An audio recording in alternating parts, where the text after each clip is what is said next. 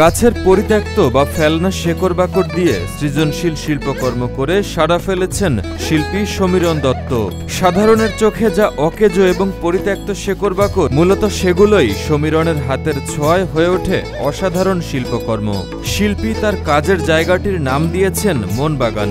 এসে দেখলাম বিভিন্ন গাছ দিয়ে, গাছের শিকড় বাকড় দিয়ে আসবাবপত্র তৈরি হয়, বিভিন্ন কুটির শিল্প আমরা যেটাকে বলে থাকি সাধারণত। সেই শিল্প দেখে আমি আনন্দিত এবং গর্বিত। চাঁদপুরের শাহরাস্তির একখণ্ড মন বাগান, যেটি ঘুঘুশাল গ্রামে অবস্থিত। প্রায় ৪৭% জায়গায় একটি পরিত্যক্ত নার্সারি ভাড়া নিয়ে সমীরণ এটিকে মন বাগানে রূপ দিয়েছেন, যেখানে তার শৈল্পিক ৪০০ কাজ এবং স্তূপ আকারে আরও শখানেক আসবাবপত্র সহ কাঠের তৈরি শিল্পকর্ম রয়েছে। আমি প্রায় সময় মন বাগান এই আর্ট গ্যালারিতে আসি। এখানে আজকে আমি এসে প্রায় ২০০ আসবাবপত্র দেখেছি এবং সবগুলোই শিকড় বাকড় দিয়ে তৈরি। আমি আসলে দেখি খুবই ভালো লাগলো। তো আমি মাঝে মধ্যে যখনই ফ্রি হই বা কাজের ফাঁকে আমি এখানে চলে আসি এবং এখানে আসলে এই মন ভালো হয়ে যায়। এখানে বিনোদনের জন্য বসার ব্যবস্থা এবং দোলনাও আছে। কুড়িয়ে আনা কাঠের টুকরো, ছোট বড় মৃত কিংবা কেটে ফেলা গাছের শিকড় বাকড়ে সাজানো এই মন বাগান দেখতে প্রতিনিয়ত দূর দূরান্ত থেকে লোকজন ভিড় করছেন। বিভিন্ন জায়গা থেকে মানুষ আসছে পর্যটন কেন্দ্র হিসেবে মতো, মানে এটা একটা পর্যটন কেন্দ্র হিসেবে হয়ে গেছে মন বাগান মিনি পার্কটা।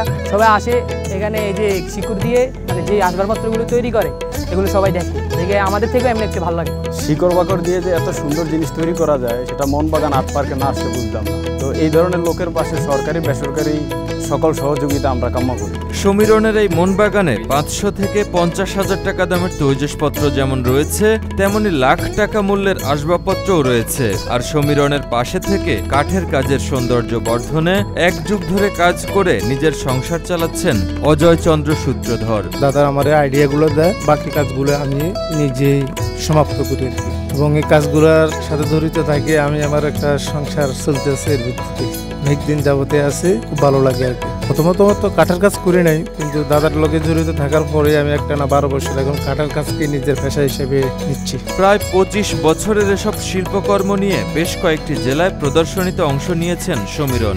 তার শৈল্পিক কর্মের মধ্যে ৪ লাখ টাকায় টেবিল সেট এবং ৩ লাখ টাকা মূল্যের বেশ কয়েকটি খাট বিক্রি করেছেন বলে জানান।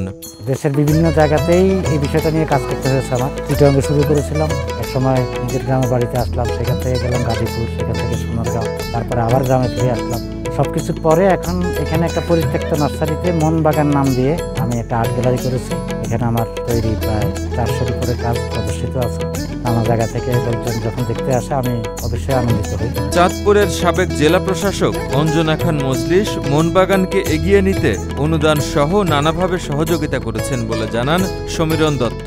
এখন সমীরণের ইচ্ছা প্রবীণ নাগরিকদের কাছে সমাজ কিভাবে ঋণী সেটা প্রকাশ্যে এনে তাদের সম্মাননা দিতে কাজ করে যাওয়া। কাজটা চালিয়ে যাওয়াটা এটাই আমার একমাত্র প্ল্যান।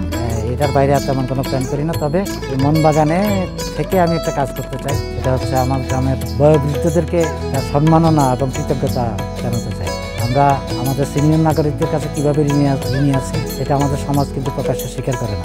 সমীরণ দত্তের সৃজনশীল শৈল্পিক কাজ ছড়িয়ে দিতে উপজেলা প্রশাসন থেকে সুযোগ সুবিধা দেওয়ার আশ্বাস দেন শাহরাস্তি উপজেলা নির্বাহী কর্মকর্তা মোহাম্মদ ইয়াসির আরাফাত। এই সকল ব্যক্তিকে আমার মনে হয় যে আমাদের পাশে দাঁড়ানো উচিত এবং তাদেরকে প্যাট্রোনাইজ করা উচিত। তারা অন্যদের জন্য এটা অনুকরণে আদর্শ হতে পারে। আমাদের যে সকল সুযোগ রয়েছে, বিশেষ করে আমাদের উপজেলা প্রশাসন থেকে বা উপজেলা পরিষদ থেকে, তাকে আমরা প্যাট্রোনাইজ করব।